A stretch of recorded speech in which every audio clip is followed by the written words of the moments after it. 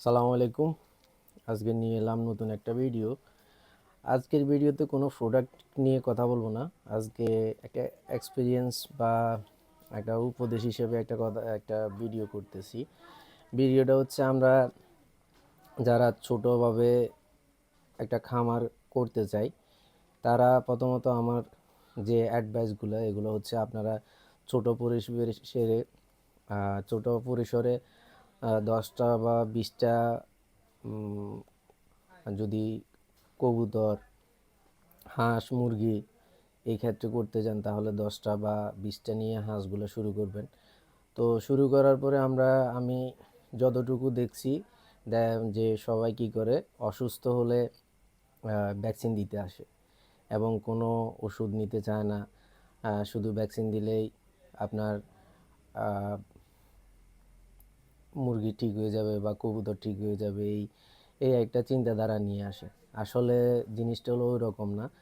আপনারা নর্মালি একটা জিনিস ব্যবহার করবেন, সেটা হচ্ছে একটা ভিটামিন, জিঙ্ক, লাইসোবিট।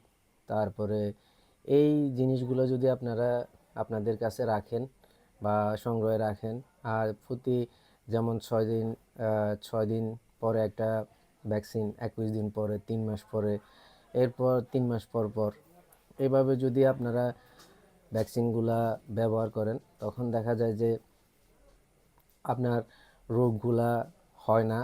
আর সবচাইতে বড় কথা হচ্ছে যদি কোনো একটা মরগ হাঁস বা আপনার কবুতর একটাকে এফেক্ট করে, যে কোনো একটা রানীক্ষেত বা যে কোনো একটা রোগে ধরছে বা দেখছে জিমায় থাকে, ওইরকম কিছু একটা দেখছেন, সাথে সাথে ওই মুরগি বা হাঁস কবুতর ওইটারে আলাদা করে একটা আলাদা স্থানে রাখবেন।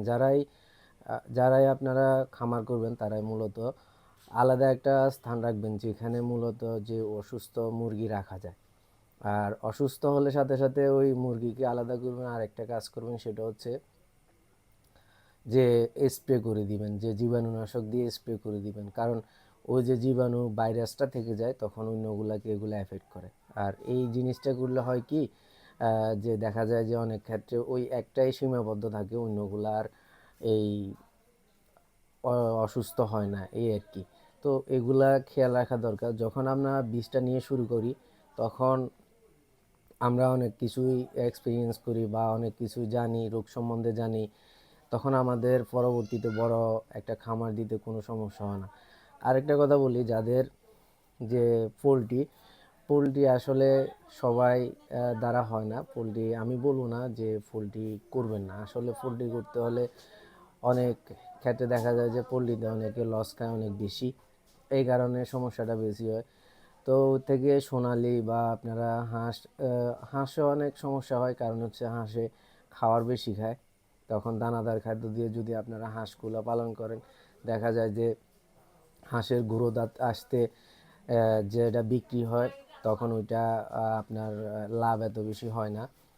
যে কোনো বেজিং বা যে কোনো হাঁস আপনারা যদি ব্যবহার পালন করেন, তারপরেও আপনারা পালন করবেন। তবে কিছু জিনিস আছে ডাক্তারের পরামর্শ, আরও কিছু জিনিস আছে ধরেন খাওয়ারগুলা, ওষুধগুলা কোন সময় কি দেয়া লাগে।